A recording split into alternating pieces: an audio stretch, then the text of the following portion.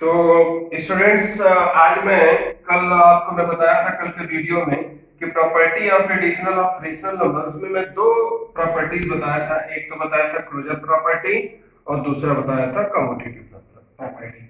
उसके बाद आज मैं बताऊंगा third associative property. Associative property क्या होता है? जैसे कि कम्यूटेटिव में बताया था कि दो रेशनल नंबर को किसी भी ऑर्डर में हम जोड़ सकते हैं, उसकी जगह दो की जगह तीन आ जाएगा कि three rational number can be added in any order. इसका मतलब तीन रेशनल नंबर अगर हम लें तो उनको हम किसी भी क्रम में जोड़ें, उनके रिजल्ट पे कोई अंतर नहीं आएगा। जैसे कि देख सकते हैं कि so if the p upon q, r upon s and u upon v are the three rational number, then p upon q plus r upon s plus u upon v equals to p upon q plus r upon s plus u upon v। हम देख रहे हैं कि तीन rational number लिए हैं। पहला है p upon q, दूसरा है r upon s और तीसरा है u upon v। इनको हम किसी भी क्रम में जोड़े, इनके रिजल्ट पे कोई अंतर नहीं आता है। पहले केस में हम क्या किए हैं, लेफ्ट हैंड साइड में क्या है, इन दोनों रेशनल नंबर को जोड़ा गया है। इनका जो रिजल्ट आएगा उसमें तीसरे रेशनल नंबर को जोड़ा गया है। लेकिन राइट हैंड साइड में क्या है कि पहले रेशनल नंबर को अलग रखा गया है, सेकेंड और थर्ड रेशनल नंबर को जोड़ा गया है। अब इसके रिजल्ट और पहले रेशनल नंबर के रिजल्ट को जोड़ा गया है। इसके इन दोनों के रिजल्ट में कोई अंतर नहीं है क्योंकि यहाँ पे बराबर का चिन्ह है। तो हम देख सकते हैं कि p अपन q प्लस r अपन s, इनके रिजल्ट में ये जोड़े या दूसरे तीसरे के रिजल्ट में पहले के रिजल्ट को जोड़े। Total overall left hand side और राइट हैंड साइड में कोई भी डिफरेंस नहीं आएगा। ये है एसोसिएटिव प्रॉपर्टी कि अगर तीन रेशनल नंबर को हम किसी भी क्रम में जोड़ें, उनके रिजल्ट में कोई डिफरेंस नहीं आता है। ये है थर्ड एसोसिएटिव प्रॉपर्टी। उसके बाद existence of the additive identity, जिसको हम रोल ऑफ जीरो कहते हैं।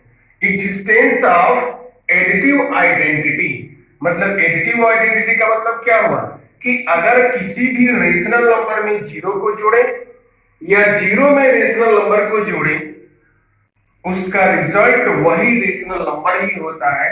That is the existence of the additive identity. इसका डेफिनेशन हम देख लेते हैं। The sum of the any rational number and the zero is a rational number itself. कह रहा है कि the sum of any rational number, किसी रेशनल नंबर और जीरो का जो सम होता है वो रेशनल नंबर इटसेल्फ ही होता है। मान लीजिए कि एक रेशनल नंबर हम p अपन q लिए हैं और उसमें जीरो को जोड़ते हैं, या सेकेंड क्या है कि या फिर जीरो में उस रेशनल नंबर को जोड़ते हैं, रिजल्ट क्या आएगा, p अपन q ही आएगा। तो इसका मतलब क्या हुआ, the sum of any rational number and the zero is rational number itself. मतलब वही रेशनल नंबर हुआ ना। अगर जीरो में रेशनल नंबर को जोड़ें या रेशनल नंबर में जीरो को जोड़ें, इसका रिजल्ट तो p अपन q ही रहेगा। तो ये है एग्जिस्टेंस ऑफ एडिटिव आइडेंटिटी। ये फिफ्थ है existence of the additive inverse.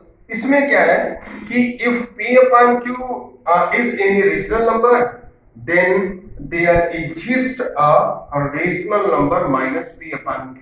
अगर p upon q कोई रेशनल नंबर है तो उसका एडिटिव इनवर्स मतलब क्या होता है कि उसका नेगेटिव, अगर कोई रेशनल नंबर हम p upon q लेते हैं तो उसका एडिटिव इनवर्स क्या होगा, माइनस p upon q। तो अगर p upon q का कोई अस्तित्व है तो उसका additive inverse minus p upon q का भी अस्तित्व अवश्य ही होगा। तो इस केस में क्या होगा कि अगर किसी रेशनल नंबर में उसके एडिटिव इनवर्स को सम करेंगे तो उसका रिजल्ट क्या आएगा, जीरो।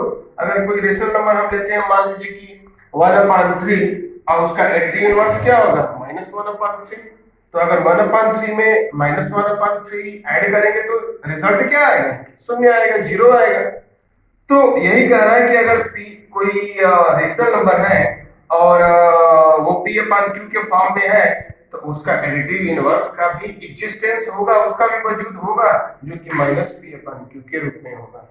और इन दोनों का सम क्या होगा, शून्य होगा। अगर एक रेशनल नंबर है p upon q और उसका एडिटिव इनवर्स है -p upon q, इन दोनों को सम करेंगे तो रिजल्ट क्या आएगा? शून्य। सो एग्जिस्टेंस ऑफ एडिटिव इनवर्स में हम क्या देख रहे हैं कि अगर कोई रेशनल नंबर है तो उसका एडिटिव इनवर्स भी एक रेशनल नंबर होगा और उन दोनों को अगर हम ऐड करेंगे तो उसका रिजल्ट शून्य आएगा।